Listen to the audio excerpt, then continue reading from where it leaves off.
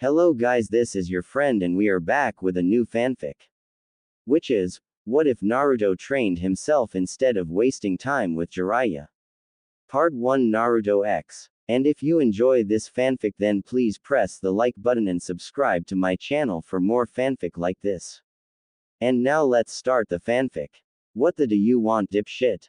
You here to kill me? Huh, to think that you of all people would be the one to do me in. Fate really is a herpes-infested bitch. The foul-mouthed redhead said ironically. She is a beautiful, red-haired kunoichi, wearing a black tunic over her black shots, the runic tied with a red sash around her waist, no longer preferring the white tunic and the large purple rope belt she used to wear when she was in Orochimaru's elite guard. And how the did your sun-kissed queer ass find me anyway? How the did you sneak up on me? Why didn't I sense your chakra? Tayuya asked incredulously. So many questions. Okay, I'll answer you. 1. How did I find you? That's pure coincidence. I've been on a so-called 3-year training trip with my master, and we happen to be passing by the land of Moon. We take whatever missions that pique our interest as we go, you know, for money, and for experience. The villagers didn't have any money, but their description of the monsters living in the caves up in the mountain piqued my interest. I never got to see your monsters, but I vividly remember Shikamaru's description of them. Naruto replied casually. He was tall, much taller than Tayuya remembered. Most of his baby fat was gone too, looking like quite the male physical specimen Tayuya had to say. In fact, she couldn't remember ever seeing anyone with a more perfect physique or a more handsome face, even with the weird but exotic-looking whisker marks. Gone was his ridiculous orange jumpsuit, the, Tayuya assumed, former genin, wearing a blue sleeveless top with black ninja pants, white leg warmers, and black ninja sandals, the lack of sleeves revealing his extraordinary physique for the world to see, especially around his arms. On his back was a large sword that was the size of his body, a sword that suspiciously looked like the Kubikiribocho, and Tayuya would know, after all, being a former elite guard of Orochimaru, it was her job to know about all of the most dangerous ninja in the world and their signature weapons and signature jutsu. The blonde brat, handsome young man was not wearing his forehead protector, which surprisingly made him look even more handsome. He had a tattoo of some sort on his forehead, which was blue in color and was the shape of a pyramid. He had a brown weapons pouch on his left leg and didn't seem to be wearing any gloves or anything on his hands. Overall, he looked very handsome. So I left quite an impression on that weak-ass piece of shit, huh? I wish I had left a much deeper mark on him, with his own kunai deeply embedded into his throat, and I would have too if it wasn't for that blonde wind-styled bimbo from Suna. Tayuya said angrily. Yes, Shikamaru mentioned that part 2. Apparently you were about to overpower his shadow possession technique and kill him were it not for Tamari-chan's arrival. Naruto retorted. Damn right I was. Anyway, what the did the villagers tell you? My doki haven't hurt anyone. I made sure of it, that's the whole point of keeping a low profile. I chose a village I knew couldn't afford to hire any shinobi, and made sure not to harm anyone because I didn't want them panicking and running around asking for help. My doki take the bare minimum of essentials from them, just enough for me to survive. So what the? Tayuya asked angrily. As I said, pure coincidence. My curiosity was piqued, that's all. As for why you didn't sense me coming, it's called the chakra extinguishing technique, it's sort of a bloodline limit. Naruto explained. No it's not. I can do that shit too. I just don't do it because when I do, I also can't sense other people coming. It's a double-edged sword like that. Tayuya retorted. As I said, a bloodline limit technique. Naruto deadpanned, giving Tayuya a meaningful look, who on the other hand was looking at Naruto like he was the stupidest person she had ever met, until realization finally settled in, her eyes widening in surprise as a result. You tryna say I'm related to you? Outta here. No way I'm related to a stupid piece of shit like you. Tayuya exclaimed indignantly. This is a picture I drew of my mother. Naruto said as a seal appeared on his left forearm and glowed briefly, releasing something with a puff of smoke, an A3, framed portrait appearing in Naruto's hands as he grabbed it and made it face Tayuya. Tell me, Tayuya-chan, does she remind you of anyone you know? Naruto asked rhetorically, Tayuya staring in awe at the beauty of the woman, but more importantly at the brilliant red hair that reminded her so much of her own. Okay, your mom is a babe, and I like her hair, so what? It's not like I'm related to every redhead in the elemental nations. Tayuya countered. I have the ability to detect a person's nationality and familial relations with my chakra sensing ability alone. I know for a fact you are my cousin. I didn't know it back then when we first met, my sensing skills were untrained and underdeveloped, but I know it now. Perhaps your sensory skills aren't as good as mine to that effect, but I know they should be at least good enough for you to separate lies from the truth. Naruto retorted, leaving Tayuya speechless as he was absolutely right. She did know how to discern the truth with her chakra sensing abilities, and she had discerned no lies whatsoever thus far. Ha ha ha ha. Ah ha ha ha ha ha. Ha ha ha ha ha. I see, so you're not here to finish what you started almost 2 years ago. It's sad really, part of me was hoping you were. I mean, who wants to live the rest of their life as a cripple? Tayuya retorted. I did notice that your legs had atrophied. Tamari-chan sure did a number on you, didn't she? You need not worry though. I can heal and regenerate your legs easily, but it will take some time before you get back to full strength again. After some time training with me, you'll be able to heal your injuries on your own. You are an Uzumaki after all. You just need to further activate your bloodline abilities. Naruto retorted. What the actual? You mean all this time, I could have healed myself all along? Tayuya asked incredulously. Pretty much. Naruto laughed, his smile so beautiful, genuine, and infectious that Tayuya, despite wanting to get angry at him, just couldn't muster the strength to, finding herself laughing alongside with him. So what are your terms and conditions? Tayuya asked warily. Nothing. After our training together is complete, you can go wherever you want and do whatever you want. However, I would be honored, and happy, if you could go back to Konoha with me and help me to rebuild the Uzumaki clan and bring it back to its glory days. This of course is entirely up to you, you are under no obligation. All I want for you is the best for you. Naruto explained, Tayuya looking at him with a very serious and suspicious expression, yet once again unable to detect any lies. He has no reason to lie. The chakra extinguishing technique enabled him to close the distance on me without alerting me. From this distance, he can easily get to me before I play my flute or summon my doki. And without my legs, I'm literally useless and helpless in a close-range fight. Why ask me and give me a choice when he can just take what he wants? Tayuya thought confusedly. You have great power, I can tell just by looking at you and reading your chakra.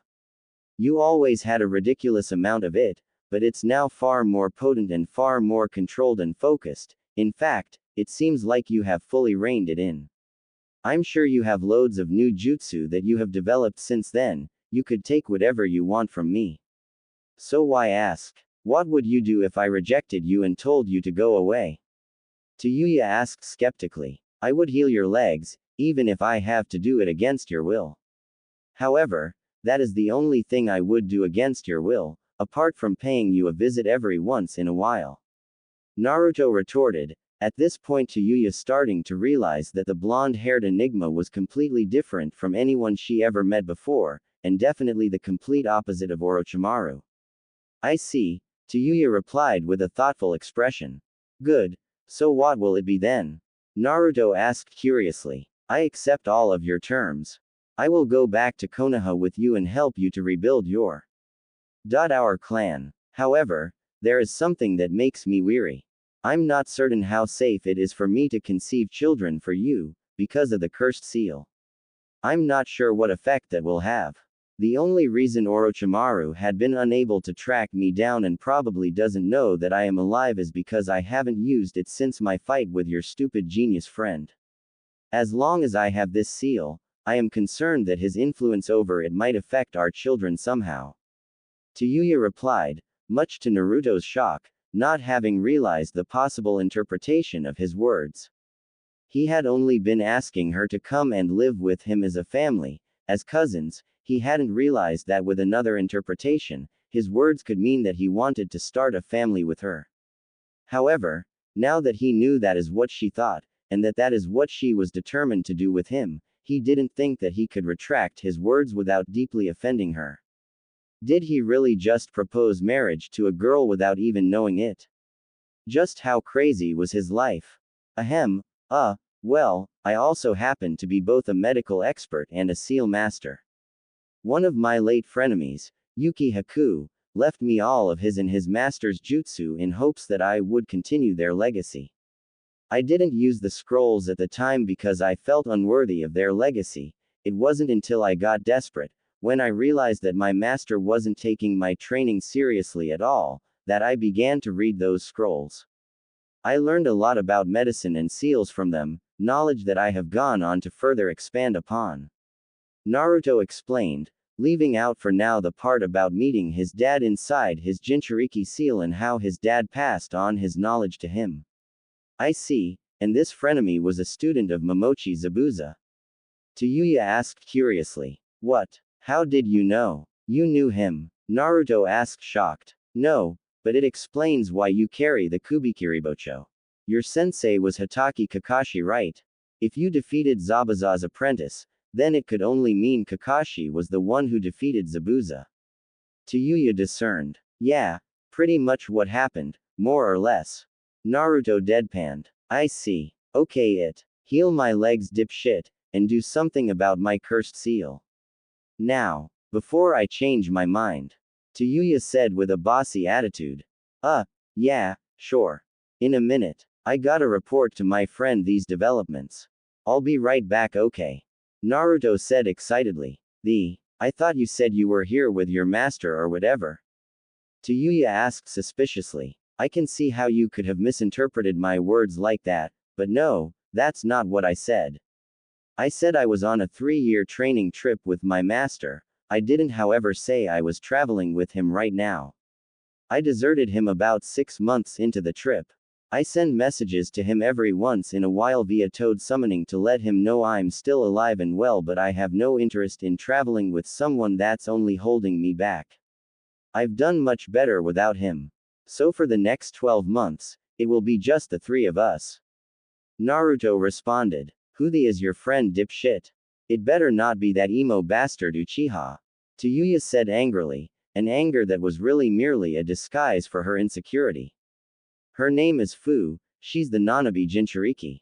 I went to her village to warn them about Akatsuki and to share with them the information I had about some of its members, and their former member Orochimaru. Instead of increasing protection over her like I hoped, they responded by banishing her.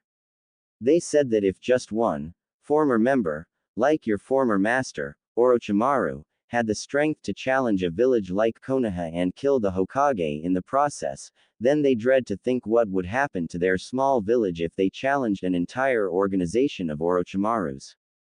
Naruto explained with a hint of incredulity in his tone. So you decided to take responsibility for her? Well, I suppose technically it was your fault, although you only sped up what was already inevitable. Tayuya thought analytically. Perhaps, but I think you and her will be great friends. I think we're all going to get along really well. Naruto said with a genuine smile. Why the hell don't you hate me? Dipshit. I'm the evil wench who attacked your village and helped Orochimaru trap and defeat your cage. I'm also the evil wench who kidnapped your best friend and took him to Orochimaru for the snake pedophile to feast on his body. But you're also family. Family doesn't give up on each other. Family sticks together. Naruto said with a loving smile. Hey, if that's what you really think, then you're an idiot, which means you need me even more than I thought to protect you from everyone else exploiting your idiocy. Tayuya said smugly. Sure, if that's your way of saying that you're starting to warm up to me. Naruto said, winking at Tayuya before running out of the cave. I'll be back soon with Fu-chan. You're going to like her. Naruto shouted as he waved at Tayuya, tears falling from her eyes as she smiled warmly. unable to believe that fortune could actually smile at her so brightly, as she had never experienced its smile whatsoever in her 16 years alive. 12 months later. So let me get this straight, your son of a bitch of a sensei, who has allegedly been searching for you for 2 years, is 5 hours late for our rendezvous with him. But, for some reason, we are supposed to believe that he has spent this entire time looking for you. Tayuya asked incredulously. She was much healthier and much stronger now. After all, 12 months was a very long time. Naruto had fixed her cursed seal problem, which was a simple matter of removing Orochimaru's partial soul from her cursed seal. Simple in principle, that is, because in reality it was a very complicated process that required a complicated ninja art, namely, sealing techniques, as Orochimaru, not unexpectedly, had made his soul's presence a key function of the seal.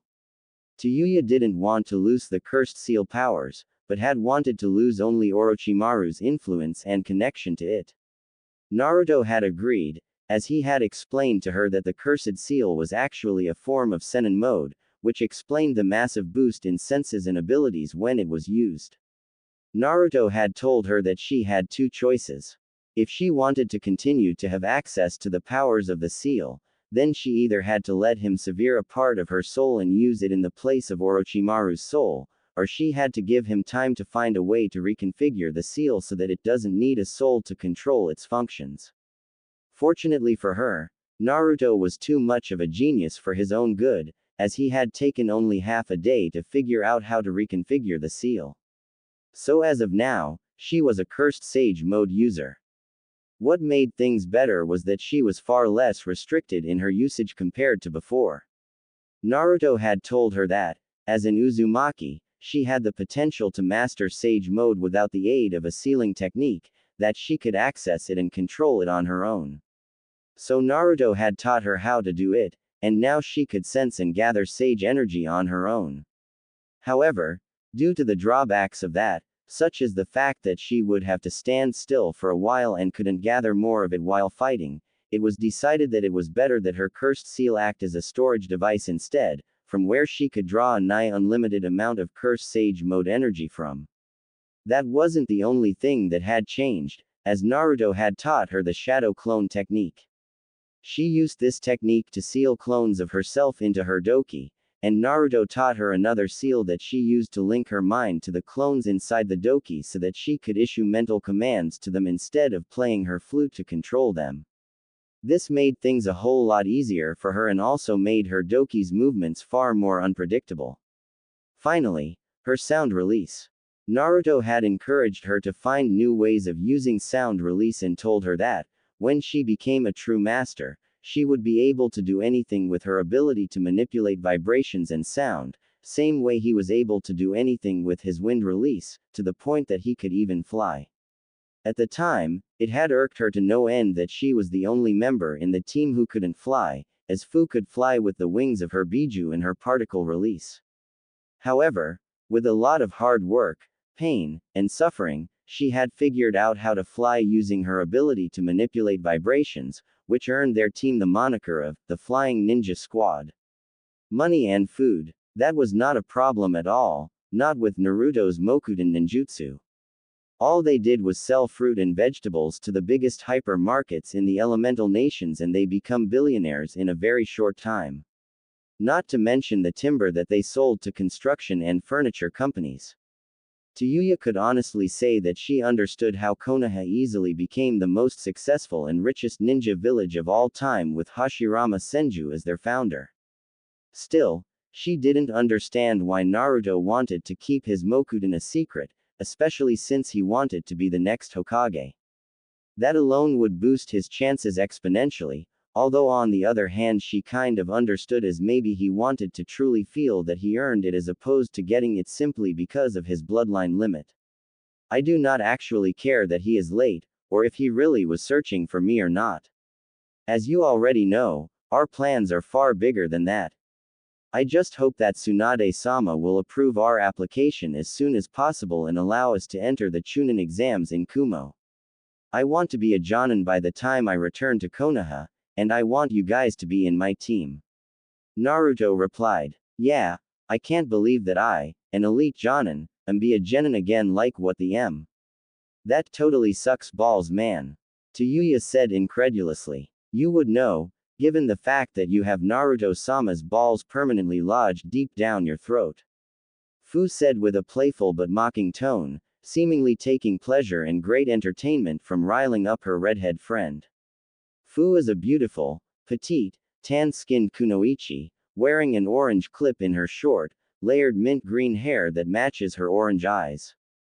Her ninja outfit consists of a short sleeveless white midriff shirt with fishnet armor underneath, long white armlets, and fishnet shorts with a short white apron skirt over it. Her forehead protector is worn on her right arm. What the did you say to me, you ugly? You bastard. You. At least I have his balls down my throat. Better than having your tongue permanently lodged deep into his asshole. Tayuya retorted, causing Fu to laugh heartily in response, enjoying the insults thrown at her far more than any normal person should, Naruto releasing an audible sigh, unable to believe that he hadn't completely lost his mind hanging out with these two psychos 24/7. What? Are we boring you? Dipshit. I didn't hear you say that when you were ejaculating your rotten semen inside of me last night. Tayuya said, Naruto not knowing whether to laugh like a madman or be insulted by Tayuya's behavior, eventually settling with a nostalgic smile as ultimately, he realized, he wouldn't choose to have it any other way, because no matter how crazy these two psychos were, they were his psychos. Forgive me for my poor timing, my love. I was just thinking that the messenger toad must have delivered our message by now. I'm just a little anxious, that's all. Naruto replied. What will happen if she rejects us? Or if the requirements for amnesty are too unreasonable? Fu asked with concern. Then I defect and become a missing ninja. Meanwhile, back in Konoha, Sakura didn't know how to feel. Livid, definitely. How dare Naruto form another team, with two beautiful women of all things? What about his promise to her? What about his promise to save Sasuke-kun from Orochimaru and rebuild Team 7? How was he going to do that when he was forming a new team with Foreign? How was he going to do that when he was replacing Kakashi-sensei with Jiraiya-sama? She knew it. She knew this would happen. She had begged Tsunade-sama not to let Naruto leave the village with Jiraiya. She had told Tsunade her fears, that Naruto might not be the same when he returned, that something bad might happen. But Tsunade Shishio had not listened, and now look what had happened. As for Naruto, she was going to strangle him and chop his balls off when he returned. He was going to pay for this betrayal. She was going to make him beg her for forgiveness. This was unacceptable, completely, utterly, unacceptable. You have all heard the contents of Naruto's letter, you have all read the profiles that Naruto supplied of his prospective teammates for the Chunin exams. I chose to share this information with you because you all went to the academy together with Naruto, most of you at least. Neji, Lee, Tenten, you graduated a year earlier, but you have had some experience working with and even fighting against Naruto. I want to hear all of your opinions. Unacceptable. Tsunade-sama, you cannot allow this to happen. Naruto belongs to Team 7, he cannot be allowed to form a new team, especially one with foreign whores, foreign kunoichi. One of them is an enemy who helped Orochimaru kill Sandaime-sama and also kidnapped Sasuke-kun for Orochimaru. She almost killed Shikamaru if it wasn't for Tamari-san. This is unacceptable. Sakura exclaimed angrily. Quote. Thank you for your input, Sakura, your passionate protest will be taken into consideration in my decision, but I was actually planning to ask Shikamaru to speak out first, seeing as he is the one who has the most experience with fighting or interacting with Tayuya of the North Gate. Tsunade replied. Oh, Gomen, Shishio. Sakura apologized sheepishly, even though she was cursing up a storm on the inside, unable to understand why this inquisition was even necessary as she felt that the decision was an obvious one. Troublesome. What can I say? Well, if this were a normal person we were talking about, I would say we absolutely cannot trust Tayuya. Orochimaru aside, she was the most sadistic, merciless, and heartless person that I know of. She didn't care when she thought her comrades were killed, in fact, she seemed thrilled by the news. She enjoyed killing way too much to be considered a decent human being. Shikamaru trailed off, causing a wicked smile to appear on Sakura's facial features. However, Hyuga Neji-san was a really cruel and heartless guy before he met Naruto. Look at him now. I won't even mention Lord Kazekage Gaara. That guy was a living nightmare, and Naruto somehow earned his respect and love, and now they are the best of buddies, and Gaara is the nicest guy you'll ever come across. If he could change those guys to this extent, then I imagine he must have done the same to Tayuya, and if he has, then she is now an extremely powerful and valuable asset. Shikamaru said, much to Sakura's chagrin, unable to believe the level of stupidity that Shikamaru just wasted 5 minutes of her life spewing, and they call this guy a genius. No way. Interesting. And you, Hyuga Neji, you briefly interacted with Tayuya in the Sasuke retrieval mission, what do you think? Tsunade asked curiously. I agree with Shikamaru. It's true that not everyone can be changed, but having interacted with both Naruto and Tayuya, my experience tells me that Naruto is capable of achieving anything he puts his mind to. If anyone could have reached Tayuya's heart and change her, it is Naruto. Neji deadpanned. Kiba, are you in agreement? Tsunade asked curiously. Those Sound 5 bastards were strong and ruthless, but I would expect nothing less from Orochimaru's students. Anyone would turn out like that if they were subjected to Orochimaru cruelty and madness in their childhood. But I trust Naruto, believe in him even. If he says she's legit, then she's legit. Kiba replied. I agree with Kiba, Neji, and Shika, Hokage-sama. If Naruto trusts her, then I trust her too. Choji said earnestly. That doesn't mean anything. She still kidnapped Sasuke-kun and helped Orochimaru trap and kill Sandaime-sama. She is guilty of those crimes whether she has changed or not. Sakura argued passionately. True, but in his letter, Naruto made it clear that she will atone for her crimes by providing all the information she has about Orochimaru, including his contacts and his secret bases. She has also vowed to fight against all of Naruto's enemies alongside him. From what I hear, Naruto and Sandaime-sama had a grandfather-grandson relationship. If she has sworn an oath to protect what is essentially Sandaime-sama's grandson, then is she not making up for her crimes? Shino retorted, causing veins to literally pop up on Sakura's forehead. Oh, just like that, huh? You all vouch for this criminal. I didn't know that you all hated me that much. What have I done to you? Huh? Please tell me, because I'd like to know. Sakura asked, much to everyone's confusion as they didn't understand what the hell she was talking about. Sakura, what has led you to this conclusion? Kakashi asked, confused. Don't you dare play dumb, Kakashi sense. Look underneath the underneath. Remember your own lessons. What do you think will happen to Team 7 if that evil criminal wench is accepted into the village? Don't you see what's happening? You're being replaced with Jiraiya-sama, I'm being replaced with that evil psychopathic wench. And Sasuke-kun is being replaced by this foo person. Team 7 is being disbanded, and everyone here is supporting that decision. So I ask again, what have I done to you that you would actively try to sabotage my team? Sakura asked furiously, stunning everyone in the room into silence, some of them looking down and unable to meet her gaze as they were ashamed of the fact that they didn't even think about what all of this could mean for Sakura. Don't you think you're overreacting a little too much, Sakura? Naruto is a complete idiot, but he would never ask to switch teams. He would never abandon his loved ones. Tsunade retorted. No offense, Hokage-sama, but aren't you being a little naive? Naruto made it clear at the end of the letter that he wanted you not to allow any emotional attachments you might have to him or anyone else to affect your decision, but for you to make a logical, impartial decision. In fact, he made it a point to emphasize that request. Don't you think that that is because he anticipated the reaction of your apprentice? Also, if you say Naruto would never abandon his loved ones, doesn't that apply to Fu and to Yuya as well? Clearly, based on the letter, and the nature of the request itself, he is very much attached to these two young women. Kurenai retorted eloquently, causing a deep frown to appear on Tsunade's facial features. Damn it, Kurenai. I think you might actually have a point.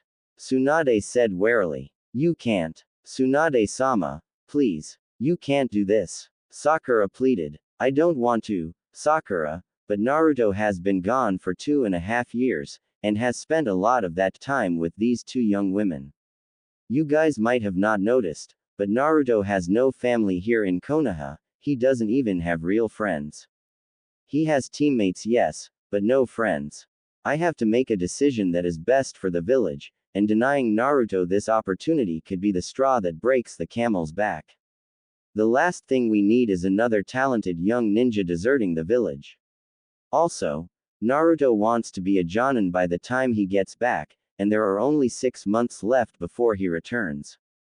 So not only would I be denying him the chance to be with loved ones, but I would also be denying him the opportunity to become a Chunin and take another leap towards his lifelong dream of becoming Hokage.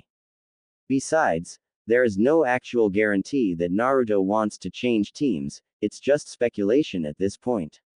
He might actually just want a team to help him qualify to enter the Chunin exams in Kumo. Tsunade retorted, much to the horror of Sakura as she couldn't believe what she was hearing. Tsunade-sama, I thought you weren't supposed to allow emotional attachments to affect your decisions. Sakura asked tensely, feeling like her sensei's emotional attachment to Naruto was affecting her decision-making. Exactly. I have to make the decision that best suits the village. 2 Jinchuriki is military advantage we cannot allow to pass us by, and the bonus of another elite Jonin-level ninja in Tayuya just puts a massive cherry on top of the deal. Also, we cannot afford to lose the Jinchuriki we already have either. Tsunade replied. Tsunade-sama, what exactly is a Jinchuriki? Naruto mentioned it in the letter, saying that Fu is a Jinchuriki just like himself. What exactly is that? Kiba asked the question that everyone of the Rookie 12 were wondering but too embarrassed to ask. A demon container, more specifically, a tailed beast demon container. Naruto is the host of the 9-tailed demon fox, and Fu is the host of the 7-tailed demon. Jinchuriki are safeguards against the Biju running amok and destroying everything in their path, but they are also military assets as they have the potential to harness the power of the beast inside of them and use it in battle.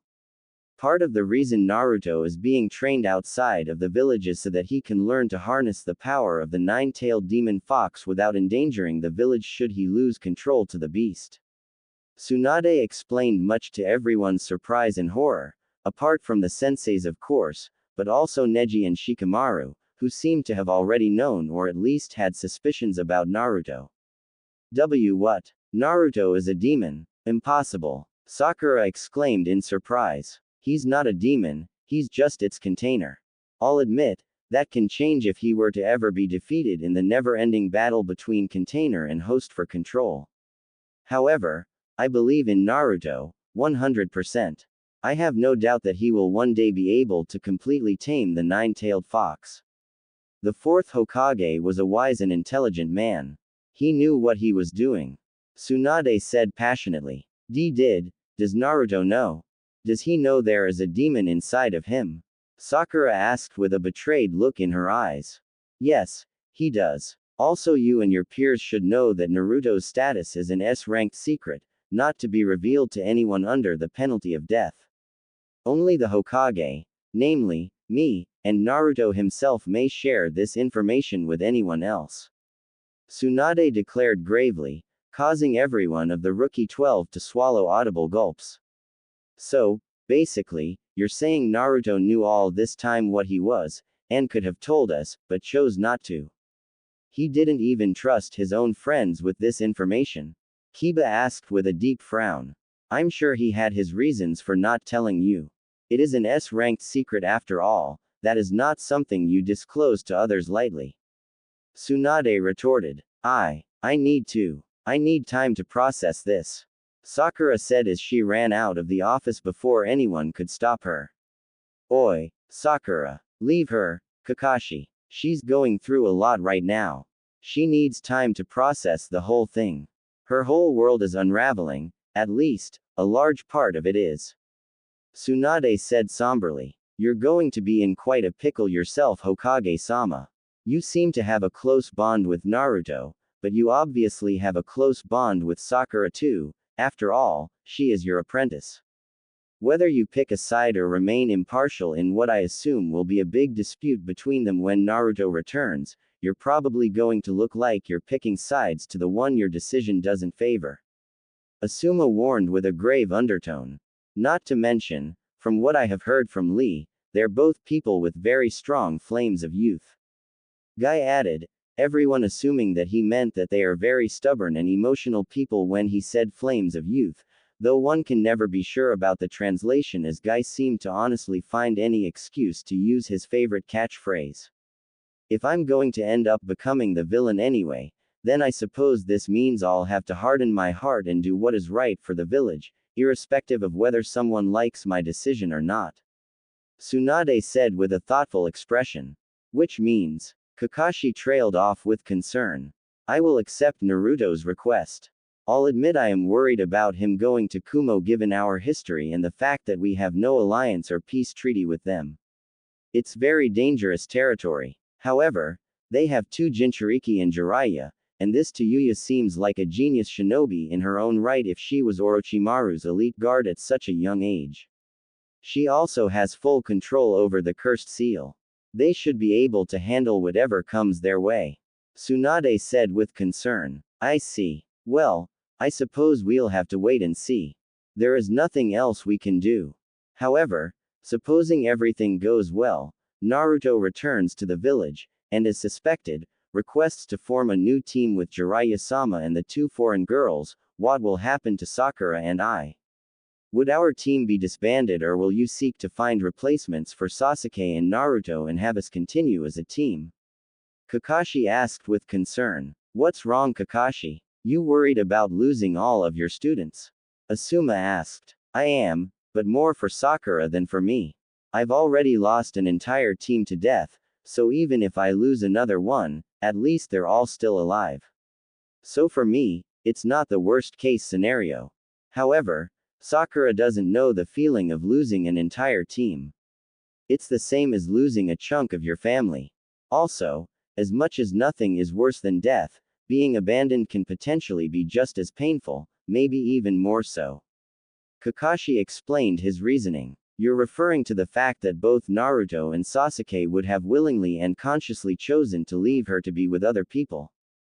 That would not only be painful but would be a huge blow to her self-esteem.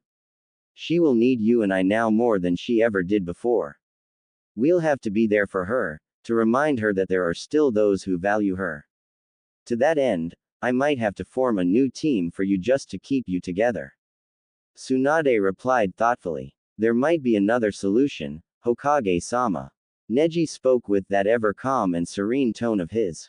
Another solution? What is it? Tsunade asked eagerly, in fact everyone eager to hear what possible solution Neji could have come up with. Reform Team 7, with Naruto as team captain. He mentioned wanting to be a Jonin by the time he comes back, did he not? So, make an excuse to relieve Jiraiya-sama of his duties to the team, and replace him with Sakura-san, with Naruto, as a Jonin, becoming captain of the team. Neji suggested much to Tsunade's surprise. That's a very good idea, the thought never even crossed my mind. However, Naruto cannot actually become a Jonin by the time he returns. Jonin exams, unlike Chunin exams, can only be taken internally. Naruto would have to first return to the village before taking them. Also, an application is never approved immediately. You have to have been a Chunin for some time so that your achievements as a Chunin can be documented and your abilities assessed before an informed decision can be made. Naruto and Jiraiya aren't exactly doing any official missions and the ones that they do take on their journey are not reported. Tsunade explained. There are other ways, are there not? Someone can become a special Jonin if they have an especially powerful or efficient technique that makes up for their lack of experience or for the fact that they haven't ticked all the boxes. It can also be awarded to someone who has achieved a Jonin-level feat, such as defeating a Jonin-level opponent in single combat. Neji retorted. All of which are possible, but have yet to occur, or might not occur. Besides, with my well-known relationship with Naruto, it would be difficult to grant him any special promotions without it looking like I was biased. Naruto himself probably wouldn't accept it, he would probably see it as a shortcut. Tsunade argued. There is another, rare, alternative. One can be promoted to join by recommendation from a rival village leader. Who knows, perhaps Naruto-kun will do something to impress Raikage-sama during his stay in Kumo. Shizune replied. Precisely what I am hoping doesn't happen. The last thing I want is for Naruto to catch the eye of that man. He's more likely to try and kidnap Naruto than to recommend a Jonin promotion for him. Tsunade said, biting her teeth nervously.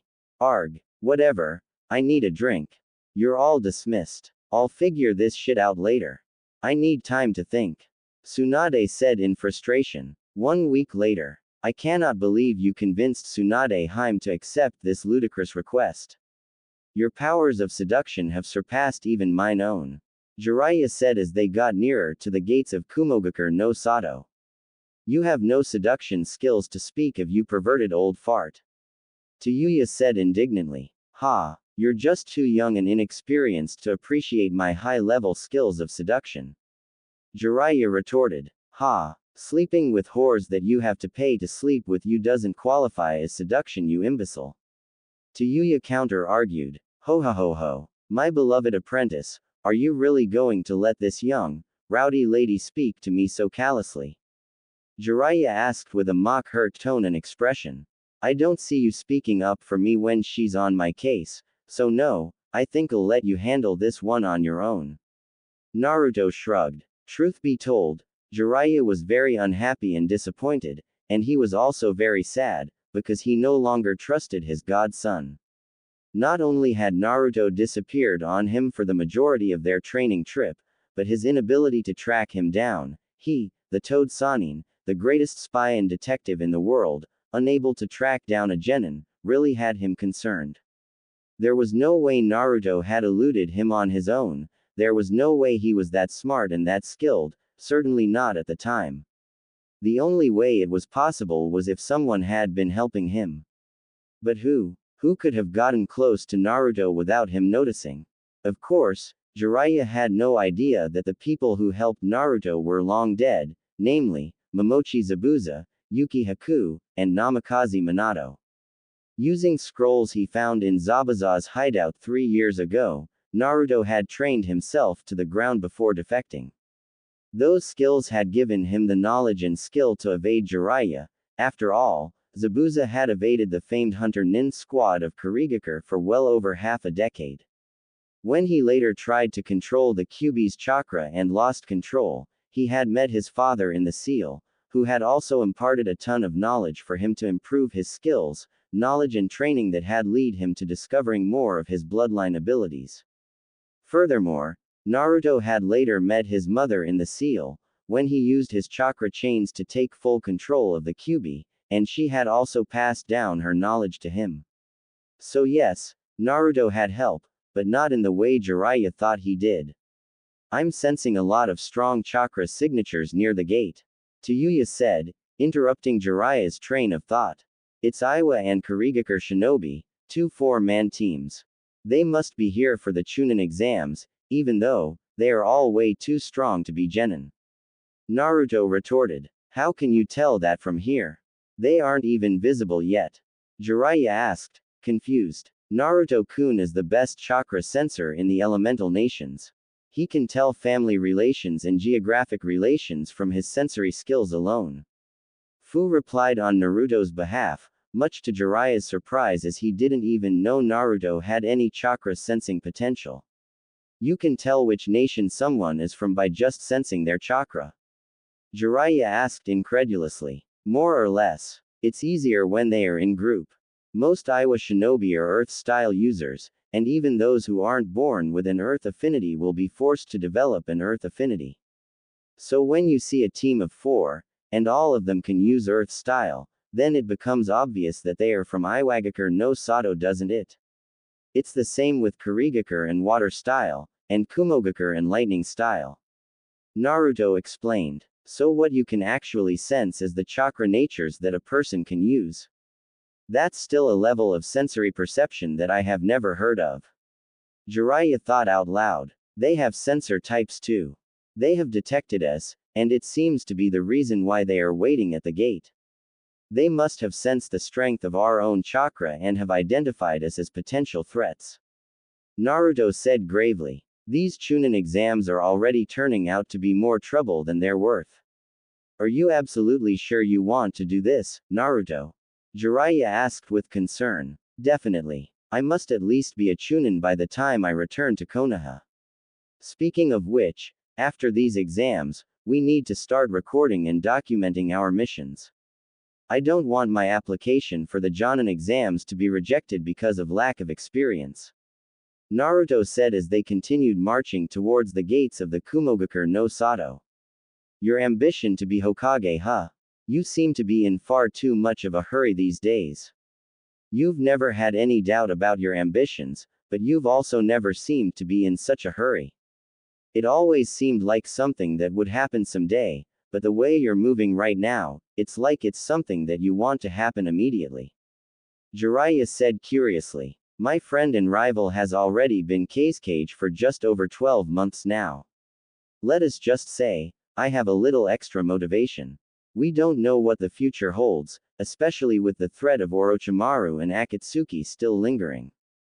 The fact that Tsunade-sama might have to die for me to take over doesn't sit well with me, but if, Kami-sama forbid, it were to happen, I have to be ready to take the mantle. That was our promise, wasn't it? That she would hold the mantle until I'm ready. Naruto retorted. Are you sure that is all there is to it? Jiraiya asked suspiciously. All there is to it? You make it sound like my reasons are small. Have you forgotten that this is my lifelong ambition? Of course I want to be ready to seize it when the time comes.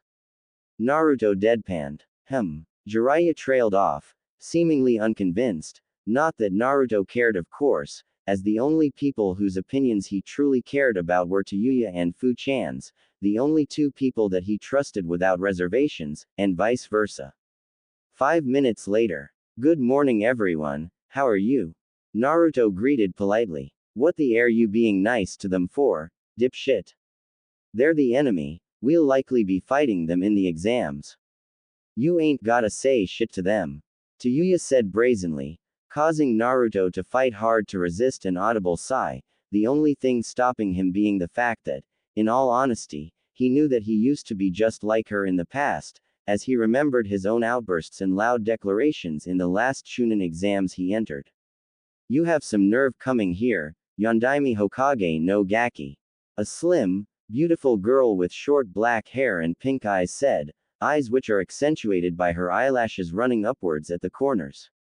She was wearing the standard attire of the Iowa nin, consisting of a red uniform with her right sleeve missing and a lapel over her right leg, fishnet tights and a skirt over them. She was also wearing regular shinobi sandals and a pair of gloves, and had a brown weapons pouch on her left leg with her forehead protector wrapped around her forehead. I knew this was a horrible idea. Jiraiya thought in a panic, looking at the shocked looks of everyone who was in hearing shot, looks which quickly turned to realization as Naruto's resemblance to the man left almost, if not in fact no doubt at all in their minds about the legitimacy of the Iowa Kunoichi's statement. I'm guessing you must be the Sandame Tsuchikage's granddaughter then. It's an honor to meet your acquaintance, I am Uzumaki Naruto. Naruto introduced himself as he extended his hand for a handshake, a hand that the Iwagakure Kunoichi rudely slapped away in disgust, much again, to the surprise of everyone, Jiraiya of course, more surprised by Naruto's lack of reaction at being called the Yondaime Hokage's son, as if the Iowa Kunoichi had merely told him the weather forecast for the day. Actually, it's not just him. Neither of those girls seemed surprised. So not only did he know, but he told Fu and Tayuya of this, but didn't give any indication to me that he knew. And exactly how long has he known the truth anyway? Jiraiya thought suspiciously. Your father killed many of my people. You will pay for his sins. You made a mistake coming here, Namikaze Naruto. I know for a fact that Kumogakure carries almost as much of a grudge against your father as Chushigakure does. Your Hokage must be an imbecile for sending you here. The Iwagakure Kunoichi said malevolently, putting special emphasis on the name, Namikaze, as if to make sure that Naruto understands that she doesn't acknowledge Uzumaki as his name. Tayuya trailed off as Naruto quickly raised his right hand in the air, signaling for Tayuya to stay out of it and let him handle this himself, Tayuya gritting her teeth in anger but knowing better than to disobey Naruto's orders. Your animosity, while unjustified as I am not the one who killed your people, is however understandable, as my father's death means that you can never exact your revenge on him, not directly at least.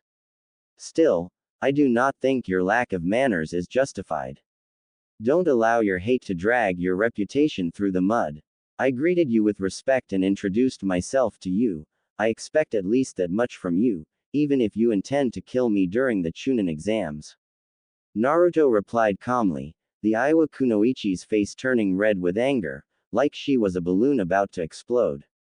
Ahem. Please forgive my daughter for her behavior. She is a passionate young woman. My name is Kitsuchi, the Jonin sensei of this team. This passionate young lady is Karatsuchi, my daughter. These are our teammates, Akatsuchi and Suzumaki. Kitsuchi said as he directed Naruto's gaze to Akatsuchi and Suzumaki, Naruto paying special attention to Suzumaki as he was quite honestly shocked by the amount of chakra she had. She has shoulder-length brown hair with a single lock falling onto the right side of her face and going over her right eye just a little bit. She has steel gray eyes with orange markings in the corner and she is wearing what appears to be an altered, purple kimono dress with red trimmings. There is a yellow sash around her waist and thigh-length stockings that are merged into her sandals and she also has very small eyebrows. Those are elite Uzumaki-level chakra reserves. Kuretsuchi has an abnormally large reserve of chakra too, but this one takes the cake. Naruto thought curiously, quite sure that they were not Jinchuriki, which made their abnormally large reserves quite a peculiar phenomenon. It's nice to meet you, Kitsuchi-san. As I already said, I am Uzumaki Naruto, and these are, of course, my teammates. The lady with the red hair is Tayuya, and the one with the green hair is Fu. The big man over here is my master and Jonin sensei, Jiraiya of the legendary Sannin. Naruto said, much to the surprise of, well, everyone. Just as I thought. You may use the name Uzumaki, but all evidence points towards you being Namikaze Minato's son. Jiraiya of the Sannin is a legendary figure in the ninja world by his own right, but he is also known for being the mentor of the Yellow Flash. That he is your mentor too all but confirms it. Kitsuchi said with conviction. It's not like I was denying it. Naruto said with a shrug of the shoulders. Is he ignorant to the danger that his identity poses to him or does he just not care? There is a thin line between confidence and arrogance, but which side of the line is he? Kitsuchi wondered. Che. You arrogant little. We'll see how confident you are when I hold your life in the palms of my hands. Kuretsuchi said angrily. You are within your rights to pursue that goal. After all, the Chunin exams are a substitution for war. It is how the status between the ninja villages in the elemental nations is determined, rather than trying to eradicate each other's entire villages and causing untold amounts of destruction and suffering. Given that it is a war substitution strategy, it is probably the only legitimate opportunity you will have to dispose of me. Naruto said as if he wasn't the one whose death was being talked about, almost as if providing emotional support for Kuretsuchi. You piece of shit. Are you mocking me, huh? Kuretsuchi exclaimed angrily. That's enough, Kuretsuchi. You've already made a major blunder by alerting your target of your intentions, now he has time to prepare and plan for your ambush. You've completely taken away the element of surprise from the equation. You've made things unnecessarily difficult for both you and your teammates. You're a kunoichi, not some reckless street brawler. If you ever want to succeed father as the next Tsuchikage, you have to do better. Kitsuchi scolded his daughter harshly. Kuretsuchi's eyes widening in surprise when she realized what she did. You're right, father. I'm sorry everyone. Kuretsuchi apologized sincerely, Naruto raising an eyebrow as he didn't think that someone like her had that kind of maturity and humility. I know you're strong, you're our greatest military asset, everyone believes in you already, so you don't have to be in such a rush to prove yourself that you forget the fundamental principles of being a ninja. Kitsuchi further admonished. I know, you're right. But I swear on my life, I will not fail. I will get revenge for our people. Kuretsuchi said with fire in her eyes. Shouldn't it be we will get revenge for our people? You are in a team after all. Naruto asked rhetorically. Stop speaking to me like I'm your friend. It's not going to work. I'm going to kill you no matter how nice you try to act. I mean, we are going to kill you. Kuretsuchi said stubbornly. We shall see about that. Naruto trailed off as he was interrupted by a Kurigakure guy with an eye patch on his right eye. Pardon the interruption, but we couldn't help but notice the gigantic sword on your back. It looks very familiar. The man said with an unmistakable edge to his tone. I would have been surprised if you didn't recognize it, Ao-san of the Byakugan, it was after all, a Kurigakure heirloom. Naruto retorted, much to the surprise of Ao and his students. You know who I am. And about my Byakugan, how? Ao asked, surprised that a person so young knew him first of all, but even more so that he knew about his Byakugan. Zabuza-sensei had extensive notes about you, and all of the high-ranking ninja of Kurigakure. Naruto dropped a bomb near the gates of Kumogakure. What? No way. That's bullshit. Zabuza-sama would have never taken on a foreign shinobi as an apprentice. He definitely would have never shared village secrets with you. One of Ao's students said angrily. He is a handsome teenager of average height, around Naruto's age. He has a fair complexion with short, messy, blonde hair that falls over the right side of his face and spiked up on the left his forehead, pink eyes and a marking with 3 points running down under his left eye. He is wearing black pants, a striped purple shirt, a green long-sleeved vest with a high collar, and black gloves. He also has a gray strapped forehead protector under his bangs and is carrying a large sword on his back that is actually forged from the water staff that his father, the late Yondaime Mizukage, used to carry, the sword given the name, water gun, because of its water manipulation abilities. You'd be surprised. Being a missing ninja for well over half a decade can change someone, and, well, seeing your life flash in front of your eyes can change your perspective too. Naruto retorted to the blonde-haired kid's shock and confusion. By the way, who might you be? You look awfully familiar. In fact, you have a very strong resemblance to the Yondaime Mizukage. Naruto said suspiciously. I am Kotarashi Kagura, and yes, I am the late Yondaime Mizukage's son. Kagura said with a mixture of emotions. Late Yondaime Mizukage, huh? I'm sorry for your loss. Naruto said somberly. Why would you be sorry for his loss? He was a vile man who killed his own people for the most stupid reason ever. Kagura said angrily. He was still your father though. I'm sure it couldn't have been easy for you. Naruto retorted, Yagura choosing to remain silent to that retort lest he say something that he was not supposed to say. He wanted so badly to tell Naruto that his father was a great man, that he only did those things because someone was controlling him with a powerful genjutsu. However, that information was an S-ranked secret that wasn't supposed to be disclosed under any circumstances, because it sent an even worse message than the one that was already out there about his father, the message being that the Yondaime Mizukage was weak kage who could be controlled by an enemy jutsu, which would likely weaken their position even more than it was already. Don't become distracted, Kagura. The real issue here is Namikaze Naruto's possession of the Kubikiribocho. Another teen said with a grave undertone. He is a teenager, also around the same age as Naruto, with chin-length purple hair which is parted in the middle. He also has red-colored eyes that were currently glowing, and he wore a light purple shirt with black stripes on each side, a sash around his waist, a pair of dark-colored pants and sandals. On his back were 2 dual swords, known as the Lightning Fangs, and a blue weapons pouch on his left leg. Okay, look, he didn't exactly give it to me. We encountered him and his apprentice on a mission almost 3 years ago. He, was killed in battle by my then Jonin sensei, Hitaki Kakashi, and I defeated his apprentice, Yuki Haku. Haku and I were able to form a deep bond, a brotherly bond of sorts. We had met and become friends before we knew we're enemies, well, before I knew at least. Naruto said, pausing slightly before continuing on with his explanation.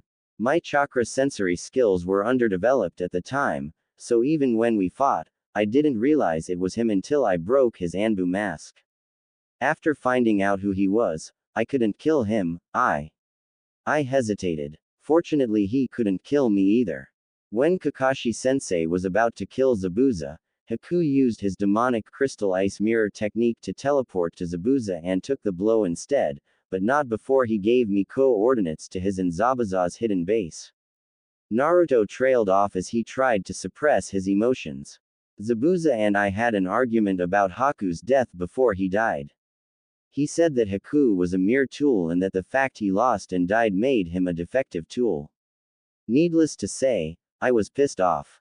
In the end, he admitted that he loved Haku like a son, and shed tears for him. He managed to change and become a better person, in his last moments. That mission, it was my first mission outside of the village, and to this day, it is the mission that has had the largest impact on me. In Zabuza and Haku's hideout, I found a lot of things, his personal bingo book, their jutsu scrolls and ninja tactics. Haku must have wanted me to find them, and to learn from them. So I did, and I carry this sword in honor of the both of them. Naruto concluded his explanation. Everyone, including Jiraiya, shocked into silence by Naruto's story, well, except for Fu and Tayuya, who already knew everything about him. But they were foreign shinobi, not only that, but they were enemies who legitimately tried to kill you and your teammates. How can you honor them as if they were your family? The third genin member of the team asked, stuttering nervously as he spoke, making Naruto think that he was like a male version of Hinata. He is also around Naruto's age, with short, tufty blue hair, and dark eyes. He also has pointed, shark-like teeth, a common trait of the members of the 7 ninja swordsmen of the mist as well as apprentices share. He wears square, black-rimmed glasses connected to ear protectors, a blue pin-striped shirt and camouflage pattern pants. He wears his forehead protector on the front of his holster which he uses to carry Haramakare, a gigantic sword that can function both as a dual sword and a double-edged sword depending on how you connect it. It also known as the chakra sword, and the sword itself is wrapped in bandages leaving only the double hilt visible. He also has shuriken holsters strapped onto each of his legs. Before I met Tayuya-chan and Fu-chan, they were, despite being my enemies, the people I formed the strongest bond ever with. I consider Haku to be the brother I never had, and I have a great deal of respect for Zabuza Dono. As I said before, they had a monumental impact on who I am now and even my combat abilities. Naruto said unapologetically. Quote, you still need to give us back the sword, it belongs to Kurigakure. As much respect as I have for Zabuza-sama, it doesn't change the fact that the sword did not belong to him. So even if his apprentice gave it to you, it means nothing. He had no right to give it to you. Kagura said gravely. The custom of claiming spoils of war is recognized by every single ninja village in the elemental nations. Zabuza was legitimately defeated by my Jonin sensei, and I defeated his apprentice. I have a legitimate claim to his sword. Naruto retorted. You're already being hunted by the Tsushigakure contingent, are you sure you want to be hunted by us too? Because that is what will happen to you if you do not give us back the sword. The guy with the glowing eyes said. Who are you again? Naruto asked curiously, seemingly ignoring the guy's warning to him. Bishiteki Renmara of the Fuingen. The guy on my right is Chojuro. The kid with glowing eyes, now identified as Renmara, replied. Nice to meet you. No, I will not be handing over the sword, but I will put it into consideration.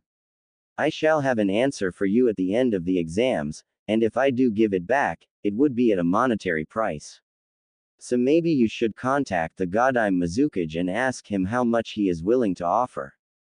Her. Ao corrected. Excuse me. Naruto asked curiously. Ask her how much she is willing to offer. Ao corrected. I see. So 2 of the 5 Kage are females. This is unprecedented, though it should do wonders for the morale of all kunoichi in the elemental nations. Naruto retorted. Yes, it will, but there is no need for us to contact Mizukage-sama. We will retrieve that sword at any cost. Kagura said uncompromisingly. Looking forward to it, I guess. Naruto said, resisting the urge to sigh out loud.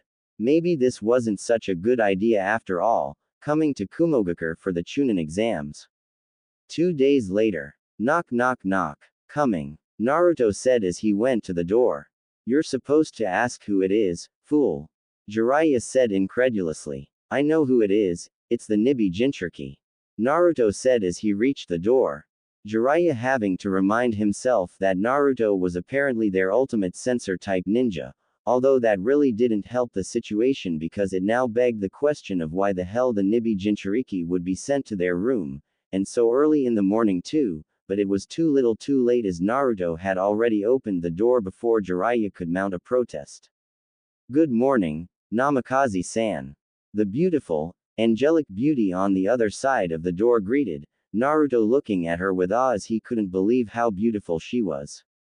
She has long, straight, blonde, hair bound with taut bandages, dark eyes and is also wearing red lipstick. She is wearing a short-sleeved black and purple blouse and black pants, both of which have a design similar to clouds on them, purple fingerless gloves and a chain of blue beads wound around her left hand. She also is wearing the standard Kumogakure forehead protector, sandals and a kunai holster, which is strapped to her right thigh and there are bandages around her arms and legs as well as a red belt around her waist. Good morning, ni Yugito, Jonin of Kumogakure no Sato. The woman, now known as Yugito, greeted professionally. Nice to meet your acquaintance. So how may I help you? Naruto asked politely. It is customary to invite a guest in and not leave them standing at the door. Yugito deadpanned. Yeah, please come in. Naruto said as he moved out of the way, allowing Yugito to enter his and Jiraiya's hotel room. You can sit on my bed.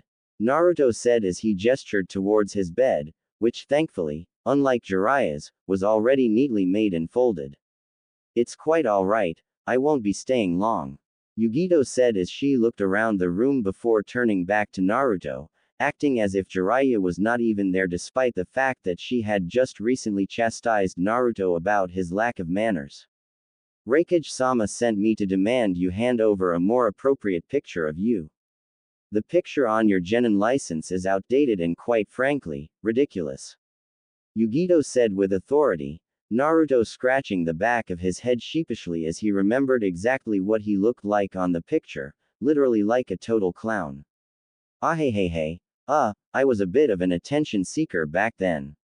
I assure you, I have grown considerably more mature since then. Naruto said as he extended his right hand, with a poof of smoke, a recent photo of him appearing on the palm of his hand. This is more than adequate. Thank you for your cooperation, Namikaze-san. Yugito said as she took the photo into her hand. My pleasure. Anyway, we were about to get the girls from the opposite room and go out for breakfast. Would you like to join us? Naruto asked warmly, Yugito giving him a soul-searching stare that lasted quite a bit longer than was comfortable for Naruto, searching the blonde Uzumaki for any signs of deception only to find none whatsoever. Quote. Thank you for the kind offer Namikaze-san, but I have already eaten. Yugito deadpanned. Okay. Well, thanks for stopping by. It's not often I get to meet others like me. If possible, I would like for us to become friends. I don't know how they treat Jinchuriki around here, but I wasn't treated so well growing up. Making friends was extremely difficult, borderline impossible really. Naruto said openly, Yugito fixing him with another soul-searching stare before finally relenting. I understand your pain. it can be quite difficult to make friends. Nevertheless, you are from an enemy village, making friends with you would only make things unnecessarily difficult for us in the event our respective villages went to war with each other. I'd rather avoid compromising myself like that, and so should you. Yugito said logically. Ya may have a point, it would be morally compromising. Nevertheless, there is no guarantee that our respective villages will go to war in our generation, so I would rather not live my life with ifs, coulds, and woulds. Therefore, my offer still stands. Naruto retorted. Quote, tell you what, Namikaze-san, survive your Jonin exam tomorrow, and I will accept your offer of friendship. Yugito said with a mysterious tone. I think you mean my Chunin exam tomorrow, and isn't the first exam a written exam? Surviving is a rather easy goal all things considered, don't you think? Naruto asked, confused. Chunin exam, yes of course, that's what I meant. Yugito said, again Naruto getting a weird feeling from her. What's going on exactly? Naruto asked suspiciously. I must report back to Lord Raikage. Good luck for your exam tomorrow, you're going to need it. Yugito said dismissively, making a relatively quick exit as she didn't even wait for Naruto to respond before she was already gone. Quote, you look troubled, don't have as much game as you thought, huh? Well, don't worry my apprentice, some are a little harder than others. Sometimes you need to stick it out. That is an amazing beauty, trust me, she'll be worth the effort. Jiraiya said with a lecherous tone. That's not it. When I corrected her about the Chunin exam, she said that she meant to say Chunin exam instead of Jonin exam. However, she lied, which means that she actually meant to say Jonin exam. But why would she have meant to say that when we are in fact here for the Chunin exams? Naruto pondered out loud. What? That's impossible. Jonin exams are taken internally. You must be mistaken. How do you even know that she was lying? Jiraiya asked incredulously. A master chakra sensor can discern lies from truth by analyzing the chakra fluctuations of someone, but more than that, I have the unique ability to sense negative emotions, which makes it even easier for me to identify when someone is lying. Naruto replied, once again shocking Jiraiya for like the millionth time since they were reunited. At this point I don't even know what to say about your sensory skills except to ask if you are absolutely positive about your readings. Jiraiya asked warily. I am. Besides, didn't it sound ominous to you, the way she said I was going to need all the luck I can get for tomorrow's exam? Naruto asked rhetorically. She also called you by the Yondaime Hokage's surname, which means that the Raikage thinks that you are, related to the Yondaime Hokage. From what I know, he was the Yondaime Hokage's arch-rival. He considered himself the fastest ninja in the shinobi world, until he met the Yellow Flash in battle that is. Jiraiya replied, lamely still trying to feign ignorance to the fact that Naruto was his late student's son. So whatever surprise he has for me, also has a convenient reward system. If I get through whatever test he has, I get an instant Jonin promotion. That is the bait I suppose, to insensitivize me to participate in whatever facade he has planned out for me. Naruto thought out loud. You can't possibly be considering this. Don't be a fool. Whatever it is that the Raikage has planned for you, it's definitely a trap. Jiraiya said angrily. Obviously, but it's also an opportunity. You cannot gain anything of real value if you're not willing to put your life on the line for it. Besides, the reward is worth the risk. Naruto said elatedly. I won't allow it. I forbid you from taking part in the exam tomorrow. We're leaving, effective immediately. Jiraiya said uncompromisingly. Who's the naive one now? Do you really think that Lord Raikage will allow us to just leave like that? I scanned the entire village as soon as I noticed Yugito Dono acting weird. There are 11 times more shinobi on village border patrol than there was yesterday, and 4 times the number of chakra sensor types as there were yesterday. He has put the village on lockdown, which means that he isn't giving me a choice of whether I want to participate or not, and he definitely isn't giving me the choice to just up and leave before the exam tomorrow. Naruto replied casually. Now come, let's go get some breakfast. Naruto said as if it was just a normal, warm and sunny day. You go ahead, I'm going to pay the Raikage a little visit and give him a piece of my. Jiraiya trailed off as Fu and Tayuya barged into their room unannounced. You filthy wankers better come outside now. You won't believe this. Tayuya exclaimed frantically. Come quickly Naruto-kun. This is terrible. I mean, it's freaking exciting but it's also terrible, I think. Fu exclaimed incoherently. Naruto and Jiraiya both looking at each other with confused facial expressions before nodding together at the same time. Lead the way. 2 minutes later. Streets of Kumogaku no Sato. So that's why Yugito wanted an updated picture of me. I must say though, they work pretty damn fast. I mean it was not even 10 minutes ago that I gave her my picture. Naruto said, impressed. Must be some kind jutsu. It's possible the posters were already up, just hidden via genjutsu. And maybe there was a jutsu they used to switch the old picture with the new one before they released the genjutsu. Tayuya deduced without using a single swear word. Probably. Hee. Kuratsuchi must be seething right now. Naruto laughed amusedly. Right. That herpes-infested mouth of hers must be spewing an endless supply of diarrhea right this moment. Serves the bitch right. Tayuya said in agreement. The Kiri swordsman won't be happy either. Fu laughed with satisfaction. Are you snot-nosed little brats stupid or something? You don't see this for what it is. Does it need to be spelled out for you? This isn't no exam, this is a public execution, at the very least a public assassination. You're being put on the chopping block. Jiraiya said incredulously, unable to believe the sheer magnitude of his godson stupidly as he looked.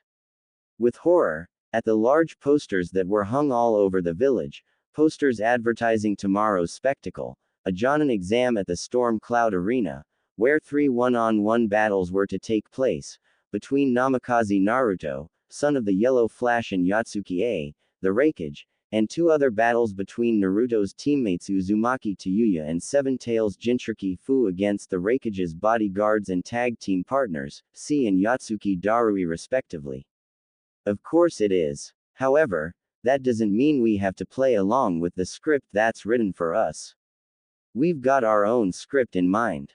Naruto retorted confidently. Hey, I can't wait. I wonder what abilities Yatsuki Darui has. I can't wait to fight him. Fu said excitedly. I don't know about that, but lightning style and insane speed are guaranteed to be involved somehow. These guys aren't just the Raikage's elite guard, they're also his tag team partners. Do you know how fast you have to be able to pull off tag team moves with the fastest man in the world? Naruto asked rhetorically. Sugoi. This is going to be so fun. Fu exclaimed excitedly. Hey, I dunno, this C guy looks like a weak-ass faggot to me. I'm going to fold him up like the weak, submissive little twink that he is.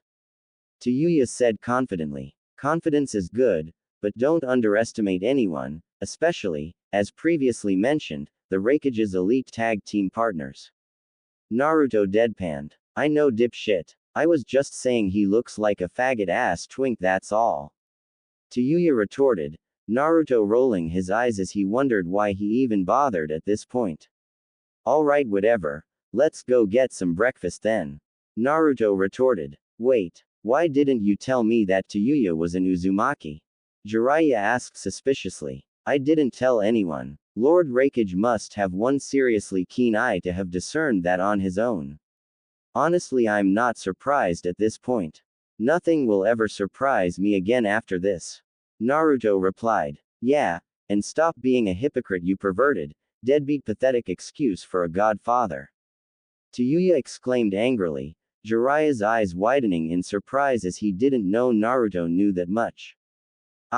Forget about it, sensei. Let's just have ourselves a nice breakfast and spend the rest of the day planning our escape. I'm not naive enough to believe we will leave Kumogaku no Sato without incident even if we win tomorrow. We need to have an exit strategy. Naruto said, unbothered. Why you do that so long? I need to give the Raikage a piece of my mind. I'll see you at lunchtime. Jiraiya said as he turned and started walking away with purpose in his step, without even waiting for a response from Naruto. Dude would rather face off against Lord Raikage than own up to his wrongdoings, crazy. Fu thought with childlike awe and wonder. He hasn't even acknowledged that dipshit is the son of the Yellow Flash. Piece of shit pervert is in denial. Tayuya retorted. None of that matters. What matters is that tomorrow, no matter what, we ain't leaving Kumogakure without a Jonin promotion. Naruto said positively. Still can't believe Lord Raikage postponed the Chunin exams just for this. He must have desperately wanted a somewhat legal and legitimate excuse to kill you, Naruto-kun. Fu said with a little bit of concern, even though the other half of her was confident in Naruto's victory and honestly excited to see the fight between him and Lord Raikage. Yeah, the asshole even put on a nice touch with all the examinees have to do is survive for 10 minutes against the Raikage and his elite guards. Che, as if surviving 10 minutes against the allegedly fastest trio of shinobi in the world is something just anyone can do. Tayuya said, pissed by the Raikage's devious mechanizations. He thinks he is setting us up, but this actually makes things easier for us because we don't even have to win to get promoted, just make sure we're still standing at the 10-minute mark. Naruto retorted. He. So true. That's what he gets for planning a diabolical scheme without getting enough information on his targets. Fu said jovially. Sisht. At least I ain't gotta be a genin for much longer. I think I was seriously going to lose my mind at having to remind myself that I have been demoted to a rookie position. Anyway, let's get the out of the streets. These piece of shit Kumogakureans keep staring at us like we're some kind of circus show. Tayuya said irritably. Kumogakureans. Ha ha ha. I don't think I've ever heard such a term before.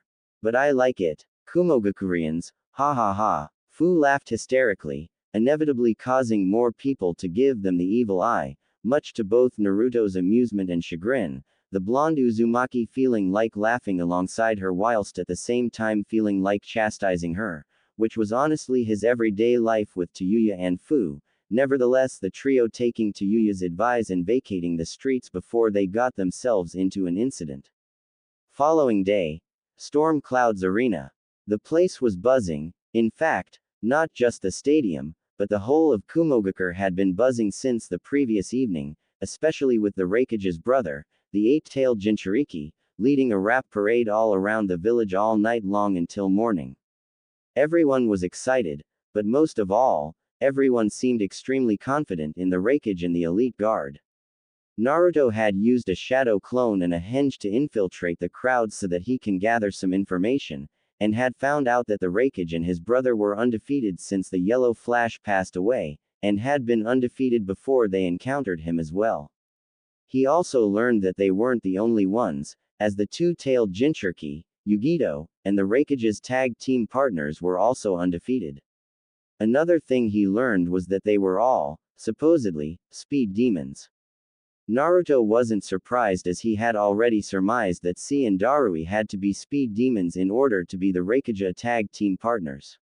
It was also obvious as far as the 8 and 2 tails Jinchuriki. After all, Naruto knew all too well the speed boost one can get from both version 1 and version 2 tailed beast modes. The Raikage's brother, Killer Bee, was a perfect Jinchuriki Naruto had found out, and Ni Yugito apparently was very close to completely subduing her Biju too, which meant, of course, that they were incredibly fast because that meant that they were more than capable of using version 1 and version 2 tailed beast states. Nevertheless, Naruto did not have to worry about them, for now at least. Assuming both his beloved, secret wives actually won and/or survived their respective battles, he might have to worry about the two Jinchuriki only when he and his team try to leave the village, because if the Raikage had no intention of letting them leave, then Naruto might end up having to fight at least one of the Jinchuriki.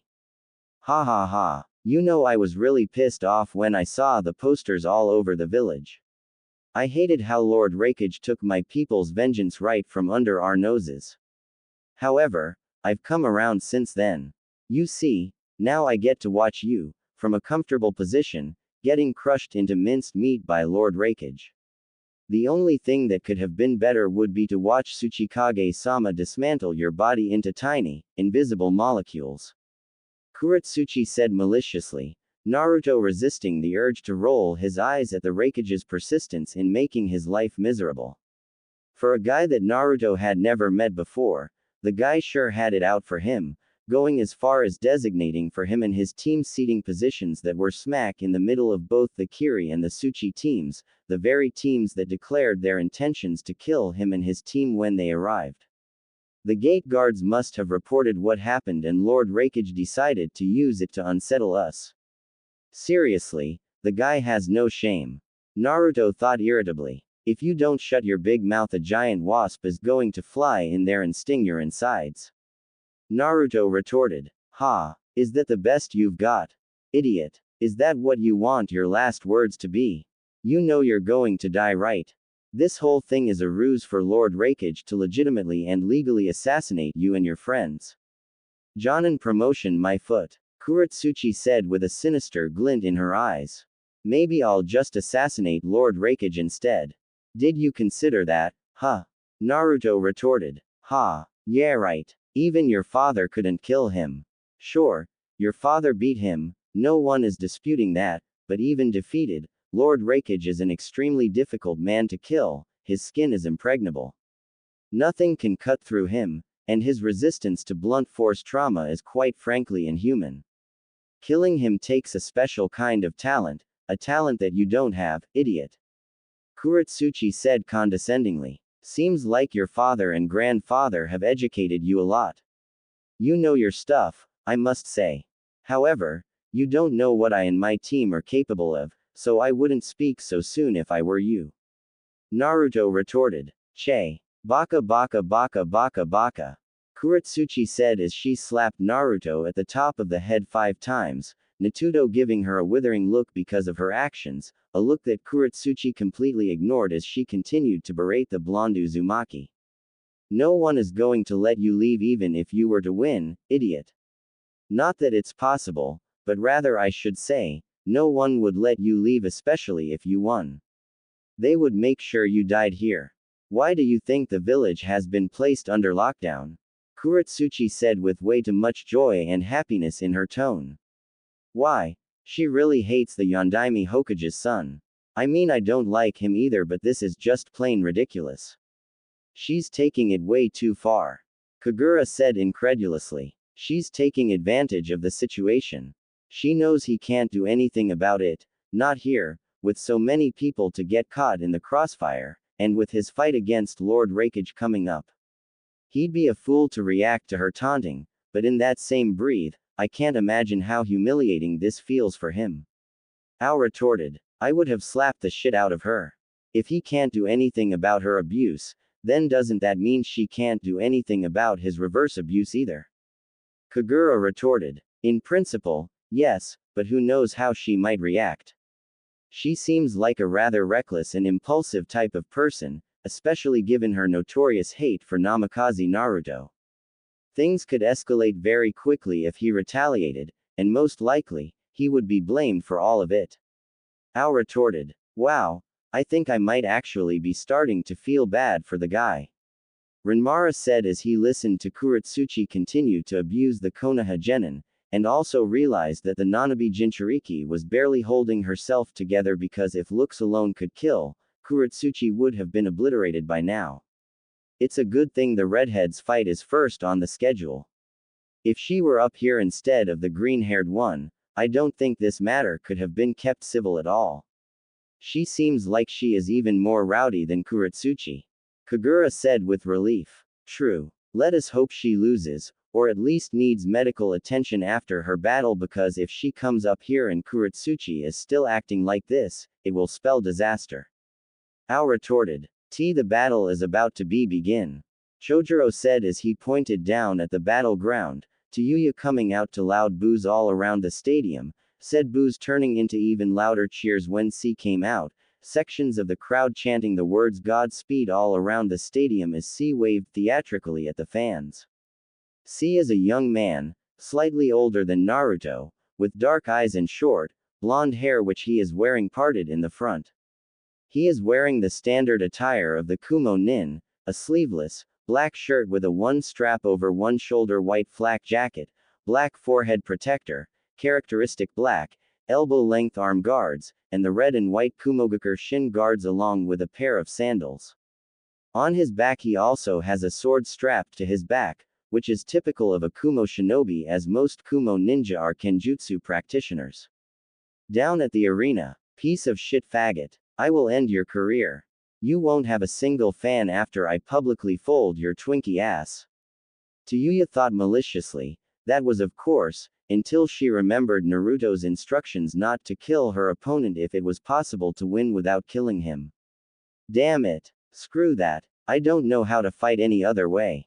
I'm not gonna risk my life just to avoid angering these Kumogakure snowflakes. Tayuya thought rebelliously. Good morning, Uzumaki Tayuya. I am Dodai, and I will be the referee in these examinations. You will fight until one of you dies or until one of you cannot fight any longer. If neither of those results come to pass within 10 minutes, you will automatically become the winner and consequently, be promoted to the rank of Jonin. There are no rules, you can lie, cheat, deceive, and do whatever is necessary to win. Good luck. Dodai said as he signaled to the stands, 4 Anbu shinobi taking positions in the 4 cardinal points around the fighting arena and going through a set of hand seals before activating a translucent barrier around the battlefield. This barrier is meant to prevent your battle from having an impact on the stands, as there are a lot of civilians in the arena. Dodai explained for Tayuya's sake. Fine, whatever. Let's get this show on the road already. Tayuya said impatiently. Very well. Jonin exam battle between Uzumaki Tayuya of Konohagakure no Sato and C of Kumogakure no Sato, commence. Dodai said as he jumped as far away as possible, C not wasting any time whatsoever as he pulled out his sword from his back, infused it with a lightning stream, and came at Tayuya with crazy speed that most shinobi couldn't even follow, much less the civilians. However, to C's surprise, Tayuya was able to block his attack with an invisible sword that she manifested from her flute, apparently using the flute as the handle of the sword, the impact causing the release of a weird sound that wasn't typical of what one would expect in a clash of swords.